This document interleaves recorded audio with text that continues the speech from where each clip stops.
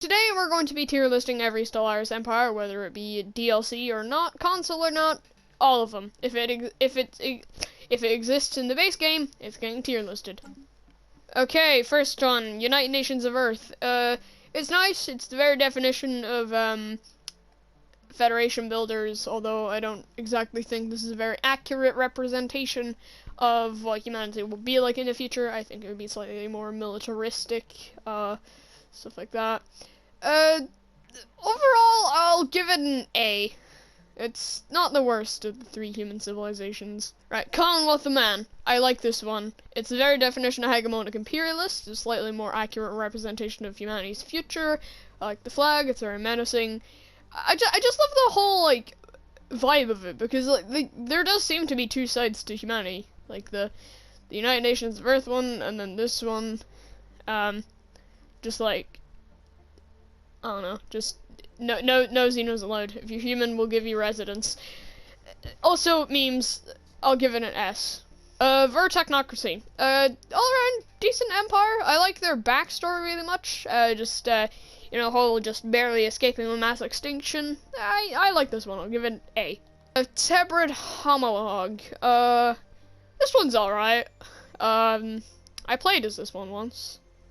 I just like, it's not the best robot empire. I think it's half decent. Although I'm not sure if it's just me or those first three words of their backstory seems like a reference to that Bear Grylls meme. B. Earth Custodianship. I like this idea. It's just an idea that,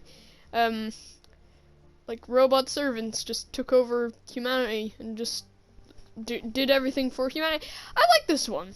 Although, I'd say the two other human civilizations are better than it. I'll give it a B. Right, XT489 Eliminator. Menacing, isn't it? I really like the design on these ones. And just their whole naming scheme. I'll give this an A. Alright, Xanad Suzerainty. In my opinion, the very definition of evil. I've played as these people before. They're literally just tyrannical dictators. They even have a whole species to mess around with. I like this empire. S. Lochan Mechanists. I like this idea, just one that's just been preoccupied with the science and everything for their whole existence. I like this one, but it doesn't really stand out in any way. I'll B. Ix Idar Star Collective, the only hive mind empire we have. I like the whole Ix thing with them, like Ix Idar, Ix Athrak, Ix Im. I think I Ix like this one. Okay, for that terrible pun, I'm giving it a B. No, just no. Get your horribly introverted Groot knockoff garden pacifist thing out of my face. This one sucks. It's the worst preset empire. It's awful. Inward perfection is the worst civic possible. You get a D. I'd give you an F, but that's not on tier lists. At least not in this one. Get out of my sight. You're the worst empire. Tzin Empire. In my opinion, I sort of view this as like the default empire, because their flag is the default flag. They're the first vanilla empire. All the other ones were DLC empires, by the way. I like this one. I'll give it an S, because it does really feel to me like the default empire of the game. Kingdom of Yonderim. This one's alright. It's just your average be religious or else empire. Although I do like the backstory where they took like 200,000 years before they actually developed technology. Like, geez. This one's alright. I'll just give it a B. Ifarex Amalgamated Fleets. I like the idea of this one. Everything about it's really nice, except for the fact that it's gonna get removed when Megacorp gets added. So that's not nice. B. Right, Glesbig Foundation. This one, in my opinion, has the deepest backstory. As opposed to the Xanad Suzerainty, they have the worst backstory possible. I really like this one. I'll give it an A. Right, Jehetma Dominion.